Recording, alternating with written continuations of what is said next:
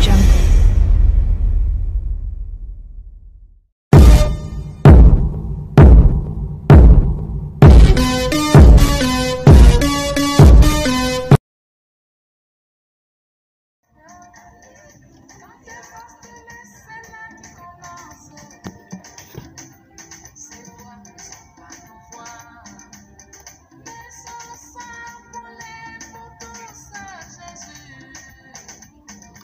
Je ne suis pas l'auteur de la musique qui passe.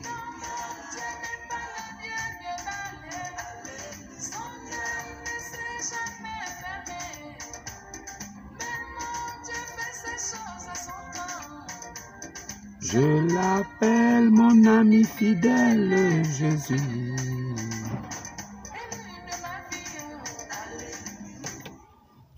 Je ne suis pas l'auteur de la musique qui passe. Shalom, soyez tous salués dans le puissant nom de notre Seigneur Jésus. C'est comme je le dis toujours, c'est le nom qui a été donné au-dessus de tout nom. Alors, il y a un nom, un seul nom qui est au-dessus de tous les autres noms. S'il y a un nom sur la terre qui est au-dessus de celui de Jésus, alors nous pouvons croire qu'il y a un Dieu qui est au-dessus de Jésus. Mais le nom qui a été donné au-dessus de tous les noms, c'est le nom de Jésus-Christ. Sur cette simple base, nous pouvons comprendre aisément, sans forcer, que c'est lui qui est Dieu. Pourquoi son nom est au-dessus de tous les noms? On n'a pas dit que son nom est au-dessus de tous les noms des hommes et il y a un Dieu dont le nom est au-dessus du sien. Non. On a dit il a reçu le nom au-dessus de tous les noms. Dans les cieux, sur la terre, sous la terre, dans tout l'univers, même dans les confins de l'espace, s'il y a quelqu'un qui existe et qui a un nom, le nom de Jésus prime au-dessus de ce nom-là. C'est lui qui est Dieu. C'est pourquoi je le dis. Et c'est au nom de Jésus que nous pouvons chasser les démons. Au nom de Jésus que nous pouvons guérir les malades. Au nom de Jésus que nous pouvons ressusciter les morts. Au nom de Jésus que nous pouvons faire des miracles extraordinaires. Le miracle extraordinaire d'un envoyé de Dieu, d'un serviteur de Christ, est de ramener une brebis perdue à la maison.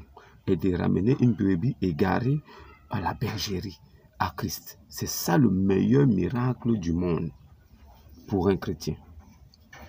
Alors, bien-aimés, soyez tous salués encore une deuxième fois. N'oubliez pas de liker, de vous abonner aussi si vous n'êtes pas encore et partagez aussi à des personnes qui recherchent la vérité. La vérité est simple et ce qui sauve aussi est très simple. Mais sauf que les hommes ont voulu rendre les choses plus difficiles pour faire croire à l'humanité qu'il faut faire trop d'efforts, il faut trop se battre pour être sauvé. Ce n'est pas le cas. Alors, les Saintes Écritures sont assez claires là-dessus. Maintenant, je voudrais poser une seule question. Simple, une question simple. Pour ceux qui connaissent, ceux qui ont lu la Bible, une question assez simple. Est-ce que quand vous priez, vous êtes obligé de faire du bruit? Est-ce que quand vous priez, vous êtes obligé de faire du boucan? Est-ce que quand on prie, on est obligé d'alerter le quartier? Est-ce que quand on prie, on est obligé de faire comprendre aux voisins qu'on est en train de prier? Est-ce que cela est normal? Est-ce que cela a été recommandé par Jésus lui-même? Est-ce que cela a été recommandé par lui-même dont nous disons suivre? Si nous suivons Jésus et que nous nous réclamons de Jésus, est-ce que nous n'avons pas le droit de faire ce qu'il a demandé de faire? Ou bien nous avons le droit de faire ce qu'il n'a pas demandé?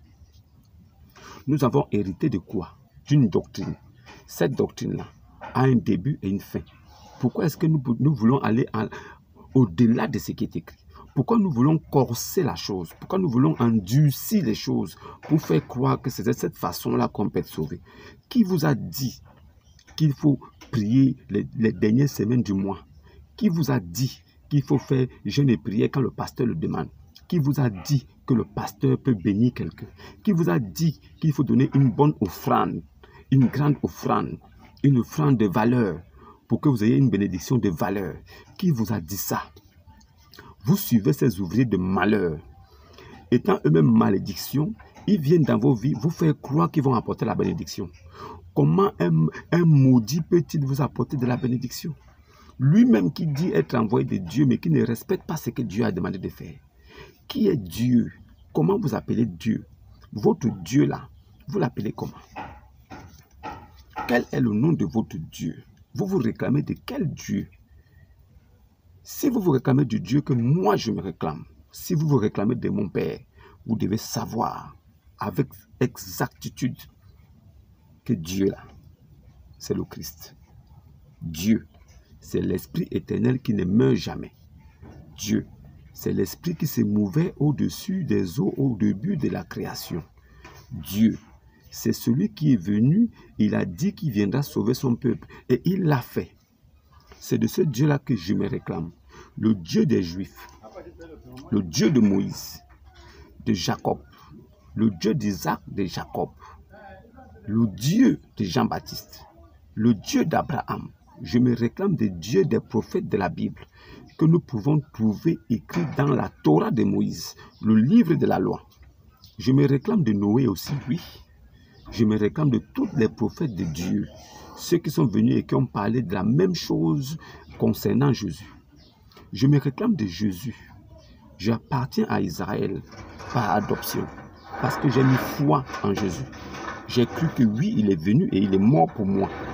J'ai mis foi et je l'ai accepté comme Seigneur et Sauveur parce que son nom est au-dessus de tous les noms de la terre. Parce que son nom est le nom qui peut sauver. Parce que son nom, avec son nom, tout genou fléchit devant moi. Si j'ai le nom de Jésus en moi, tout genou fléchit devant moi. On n'a pas dit excepté les genoux de Dieu. On n'a pas dit tout genou fléchit, excepté les genoux de Dieu. On a dit tout genou fléchit. Même les genoux de Dieu fléchissent aussi. Alors, qui vous a dit que quand vous devez prier, il faut crier Ribaba, Shobababa, Rogogaka, Seigneur, aide-moi, je suis comme ça, Seigneur, Seigneur, fais comme ça. À haute voix, les gens sont là et tout le monde prie à la même, au moment. Tout le monde se mélange la tête. Tout le monde crie en même temps. Chacun veut montrer qu'il veut prier plus que l'autre. Chacun sait, il s'accroche à quelque chose qu'il ne peut comprendre. Il dit qu'il prie. Il prie devant tout le monde et tout le monde prie devant tout le monde. Ils ont l'impression que comme ça, ils seront exaucés. Non. Selon les recommandations de Christ, ce n'est pas ça. Christ n'a jamais dit, allez là et priez comme ça. Dans son livre, dans la doctrine de Christ, il a mentionné comment il faut prier. Il a donné la révélation de comment il faut prier. Quand vous voulez prier, allez dans les lieux secrets. Priez votre Père qui est dans le lieu secret. Il vous répondra. Parce que Dieu est secret, invisible.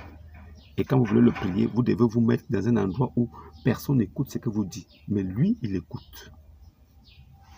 Allez dans votre chambre. Enfermez-vous. Priez votre Père qui est dans le secret. Priez dans un calme. Priez à voix basse. Pour ne pas attirer l'attention des gens. Que les gens ne sachent même pas que vous priez. Voilà la prière de Dieu. Voilà comment il faut prier. Ce n'est pas de vous mettre partout et crier, déranger le voisinage. Ce n'est pas de crier, emmerder les gens pour faire croire que vous êtes en train de prier. Vous voulez toujours montrer aux autres que vous êtes grands croyants. Vous voulez toujours prouver aux hommes que vous êtes plus fidèles à Dieu que ceux-là. Vous voulez montrer aux gens que non, moi je suis plus croyant que vous. Hein. Regardez comment j'ai pris tous les jours. Ça là, Dieu appelle ça de l'hypocrisie. Il dit, ce n'est pas en multipliant des vaines paroles ou bien en criant sur les toits que vous croyez que vous serez exaucés. Ce n'est pas ça. Mais si vous respectez et vous marchez selon ce qu'il lui a dit, alors là, vous serez exaucés. Est-ce que le parler en langue dans la prière est quelque chose qui vous rend plus proche de Dieu ou que les autres? Est-ce que si vous priez et qu'il vous arrive de parler en langue, cela prouve que vous êtes plus saisi par le Saint-Esprit? C'est faux. Si vous voyez quelqu'un prier en langue, il prie d'abord de façon normale et après il commence à prier en langue. C'est une façon de séduire. C'est une façon de séduire. Sinon, en réalité, le parler en langue là, quand une personne prie en langue, il faut qu'il y ait quelqu'un à côté pour interpréter. Parce que lui-même ne peut pas interpréter. L'esprit le saisit pendant qu'il prie. S'il commence à parler en langue pendant qu'il prie, c'est une langue qui n'est pas comprise des hommes. Une langue qui n'est pas entendue par des hommes. Les hommes entendent mais ne comprennent pas. Alors ils entendent quelque chose en fait, un langage qu'ils ne peuvent pas décrypter. Mais, comme Dieu est un Dieu d'ordre, il place quelqu'un au sein d'eux-mêmes pour interpréter cela, pour que la personne puisse édifier le peuple. Parce que Dieu, quand il apporte une révélation, quand l'Esprit de Dieu apporte une révélation, c'est pour édifier son peuple. C'est pour montrer un chemin à son peuple. Parce que n'oubliez pas quelque chose. Tout a déjà été dit dans les Saintes Écritures. Dieu a déjà tout dit. Il a dit comment il a créé la terre. Il a dit comment les hommes vivent. Il a dit rien n'est nouveau sous le ciel. Il a dit que voilà comment vous devez marcher pour être sauvé. Il a fini avec ça. C'est pour ça qu'on dit que le Christ est venu et il a tout accompli. Alors, si quelqu'un vient encore vous dire que non, il y a quelque chose qu'il faut faire, il y a une nouvelle chose qui est arrivée, ou bien une nouvelle révélation, ça là, c'est de Satan. Tranquille. Restez devant le livre de la loi. Restez devant le livre de Dieu. N'allez pas plus loin. N'allez pas plus loin. Les inventions que vous voyez partout là, c'est des bêtises. Donc, comprenez-moi avec beaucoup de précision. Je suis assez précis pour que vous compreniez une bonne fois pour toutes. La prière là, c'est un secret entre l'homme et Dieu. La prière là, c'est une puissance, mais qui reste entre l'homme et Dieu. Parce que les hommes autour n'ont pas besoin de savoir que vous avez une relation particulière avec Dieu. Vous n'êtes pas là pour convaincre ou pour plaire les hommes, pour leur montrer que vous êtes croyant, pour qu'ils vous fassent confiance. Non.